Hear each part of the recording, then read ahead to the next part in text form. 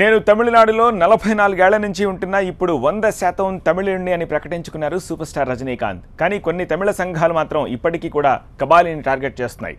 రజనీ ముమ్మాటికి కన్నడిగుడని, తమిళనాడుకు అవసరం లేదని రోడ్డెక్కారు. చెన్నైలోని ఆయన ఇంటి ముట్టడికి పిలుపునిచ్చారు. తమిళ సంఘాల ఆందోళనలతో రజనీ నివాసం దగ్గర భద్రతను పెంచారు. 300 మీటర్ల దూరం వరకు ఎవ్వరిని అనుమతించట్లేదు. బాహుబలి సినిమాపై కర్ణాటకలో ఆందోళనలు జరిగినప్పుడు కట్టప్ప సత్యరాజుకు రజనీ అండగా నిలవలేదని కూడా ఆందోళనకారులు నినాదాలు చేశారు. కోయంబత్తూరులో రజనీకాంత్ దిష్టిబొమ్మను తగలబెట్టారు. కొందరిని పోలీసులు అరెస్ట్ చేశారు. సూపర్ స్టార్ రజనీకాంత్ తన పొలిటికల్ ఎంట్రీపై సస్పెన్స్ కొనసాగిస్తున్నారు. యుద్ధానికి సిద్ధంగా ఉండాలని అభిమానులకు పిలుపునిచ్చిన రజనీ అవసరమైనప్పుడు కథన రంగంలోకి దూకుతానన్న సందేశాన్ని పంపించారు. రాజకీయాల్లోకి రావాలని, అమ్మలేని లోటును పూడ్చాలని ఆయనపై అభిమానుల నుంచి ఒత్తిడి పెరిగింది. செஞ்சுட்டே இருப்பாங்க. போர் வரும்போது எல்லாரும் இறங்கி அவங்க மண்ணுக்காக, சுய மானத்துக்காக அந்த எல்லாரும் போராடுவாங்க. போர் வரும்போது அந்த மாதிரி எனக்கும் கடமைகள் இருக்கு, தொழில் இருக்கு, வேலை இருக்கு. உங்களுக்கும் கடமைகள் இருக்கு, தொழில் இருக்கு, வேலை இருக்கு. உங்க ஊருக்கு போங்க, உங்க கடமைகளை செய்யுங்க, உங்க தொழில் நீங்க பார்த்துக்கங்க. போர் வரும்போது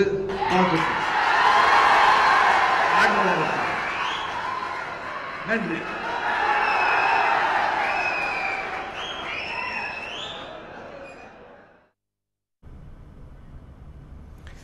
రజనీకాంత్ సొంత పార్టీ ప్రారంభిస్తారా లేక బీజేపీలో చేరుతారా అన్నది కూడా మిస్టరీగానే ఉంది.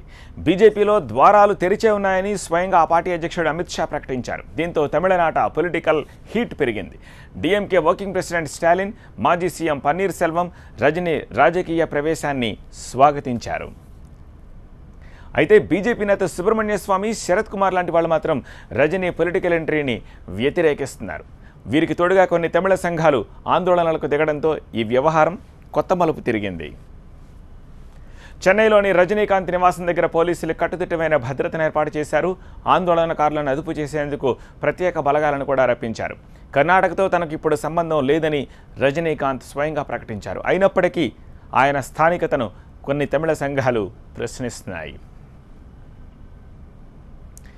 తమిళ రాజకీయాలు ఇప్పుడు రజనీకాంత్ చుట్టూ తిరుగుతున్నాయి. పొలిటికల్ స్క్రీన్ పైకి సూపర్ స్టార్ రావడం తథ్యం, కానీ ముహూర్తం ఎప్పుడన్నదే అసలు పాయింట్.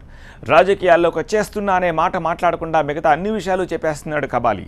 5 రోజుల్లో జిల్లాల వారీగా అభిమానులతో సమావేశాలు పెట్టిన తలైవర్ చివరి రోజున పేల్చిన బాంబు తమిళ రాజకీయాలను హీట్ ఎక్కించింది. అయితే తాజా పరిణామాల ప్రకారం ఆయన కమలం వైపు చూస్తున్నట్లు తెలుస్తోంది. అవును, సొంత పార్టీ పెట్టే కన్నా బీజేపీలో చేరేందుకే రజనీ మొగ్గు చూపుతున్నట్లు తెలుస్తోంది. ఆయన సన్నిహితులు, మిత్రులు కూడా అదే అభిప్రాయాన్ని వ్యక్తం చేస్తున్నారు. సొంత పార్టీ పెడితే కోట్ల రూపాయల ఖర్చు చేయాల్సి ఉంటుంది. పార్టీ పటిష్టం చేసేందుకు చాలా కష్టపడాల్సి ఉంటుంది. ప్రస్తుత పరిస్థితుల్లో తలైవర్ అంత రిస్క్ చేయకపోవచ్చని సమాచారం. మరోవైపు కమలదళం నుంచి కబాలీపై ఒత్తిడేస్తున్నట్లు తెలుస్తోంది. బీజేపీలో చేరాలంటూ కేంద్రం జరుగుతోంది. ఈ నేపథ్యంలో ఆయన కూడా బీజేపీ వైపే మొగ్గు చూపుతున్నట్లు సమాచారం. రజనీకాంత్ సన్నిహితుల కథనం ప్రకారం బీజేపీ నేతలు ఇప్పటికే ఆయనను సంప్రదించారట. అంతేకాదు త్వరలోనే ప్రధాని మోదీతో రజనీకాంత్ భేటీ కానున్నట్లు వెల్లడించారు. వారం రోజుల్లోనే వీరిద్దరి సమావేశం జరుగుతుందని, ఆ తర్వాత తలైవర్ బీజేపీలో చేరతారని కూడా సమాచారం. తమిళనాట కూడా ఇదే ఊహాగానాలు జోరుగా వినిపిస్తున్నాయి. దీంతో రజనీ ఎంట్రీపై తమిళనాడు రాజకీయాలు మరింత హీట్గా మారాయి. ఏ కబాలి అని పిలవగానే ఒంగుని వినయంగా ఎస్ బాస్ అని నిలబడతాడే ఆ కబాలి అనుకున్నారా?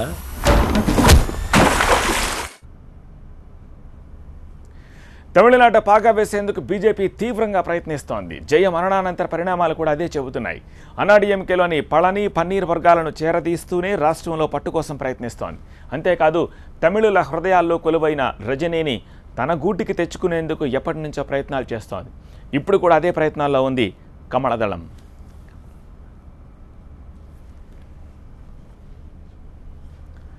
రజనీ పొలిటికల్ ఎంట్రీ, స్థానికత మీద ప్రశ్నలు, అభిమానుల సపోర్ట్, అలాగే వ్యతిరేకత, వీటన్నిటికి సంబంధించిన డీటెయిల్స్ చెన్నై నుంచి మా ప్రతినిధి మురళి అందిస్తారు. మురళి, వారం రోజుల క్రితం తమిళనాడు రాజకీయాలని అన్నాడీఎంకేలోని 2 వేరు వర్గాలపై జరిగినటువంటి పరిస్థితి వాటి చుట్టూ తిరిగితే తాజా పరిణామాలన్నీ కూడా రజనీకాంత్ రాజకీయ ప్రవేశం గురించి జరుగుతున్న ఆయన పొలిటికల్ ఎంట్రీ ఉంటుందా ఉండదా అన్నటువంటి చర్చ జరుగుతున్నటువంటి తరుణంలో ఆయన అంతర్గతంగా మాత్రం రాజకీయ పార్టీ స్థాపించేందుకు ఏర్పాట్లు జరుగుతున్నాయి. ఇప్పటికే బీజేపీ నేతలందరూ కూడా రజనీకాంత్ తో టచ్ లో ఉంటున్నారు. త్వరలో పొలిటికల్ పార్టీ ఆయన స్థాపించడం ఖాయం. అయితే బీజేపీతో పొత్తు ఉంటుందా లేదంటే అక్కడ ఉన్నటువంటి మిగిలిన పార్టీలతో కలిసి ముందుకు వెళ్తారనేది మాత్రం ప్రస్తుతానికైతే సస్పెన్స్ కొనసాగుతున్నప్పటికీ ఖచ్చితంగా రాజకీయ పార్టీ అనేది స్థాపిస్తారు. అభిమానుల కోరిక కూడా అదే, జరిగినటువంటి సమావేశాల ఉద్దేశం కూడా అదే అనేటువంటి ప్రచారం జరుగుతున్నటువంటి తరుణంలో ముందు నుంచి కూడా రజనీకాంత్ నాన్ లోకల్ అనేటువంటి విషయం బాగా రగులుతోంది. ఆ విషయం మరొకసారి కూడా ఇవాళ తమిళనాడు వ్యాప్తంగా కూడా ఆందోళన జరుగుతున్నటువంటి పరిస్థితి చూస్తున్నాం. ఇటు చెన్నైలోని రజనీ నివాసంతో పాటు కోయంబత్తూరులో కూడా చాలా చోట్ల రజనీకాంత్ నాన్ లోకల్, ఆయన రాజకీయాల్లోకి రావాల్సిన అవసరం లేదు, ఆయన కేవలం ఒక నటుడుగానే చూస్తాం, నటుడుగానే తన అభిమానులందరూ కూడా ఆయన అలరిస్తారు తప్ప ఎటువంటి పరిస్థితుల్లోనూ ఆయన రాజకీయ పార్టీ పెట్టాల్సిన అవసరం లేదనేటువంటిది ఆందోళన ఎక్కువ అవుతున్నటువంటి తరుణంలో రజనీకాంత్ కూడా ఏం చేయబోతున్నారు అంటే మొదటి నుంచి కూడా ఆయన నాన్ లోకల్ అనే విషయం రగులుతున్నప్పటికీ ఆయన మాత్రం నేను లోకల్ అంటే నేను తమిళలోనే 40 సంవత్సరాల పైగా కూడా తమిళనాడులోనే ఉంటున్నాను, తమిళులే నన్ను ఒక నటుడిగా అవకాశం ఇచ్చారు కాబట్టి నేను మీ వాడిగానే చూడండి అని చెప్పుకునే ప్రయత్నం చేసినప్పటికీ ఇది ఏ మేరకు అంగీకరిస్తారు, రానున్నటువంటి రోజుల్లో రాజకీయ పార్టీ పెడితే కనుక ఆయనకు ఏ మేరకు ఆదరణ ఉంటుందనేటువంటి ఒక అనుమానాలు కూడా వ్యక్తం అవుతున్నటువంటి తరుణంలో ఒక రాజకీయ పార్టీ స్థాపన కావచ్చు, మిగిలిన పార్టీలతో పొత్తు కావచ్చు, అలాగే బీజేపీలో నేరుగా బీజేపీలోనే చేరబోతారన్నటువంటి విషయాలపై మాత్రం ఇంకా స్పష్టత రావాల్సి ఉంది. రజనీకాంత్ ప్రకటనతోనే వీటన్నిటిపై కూడా ఒక స్పష్టత వచ్చేటువంటి అవకాశం. రైట్ మురళి.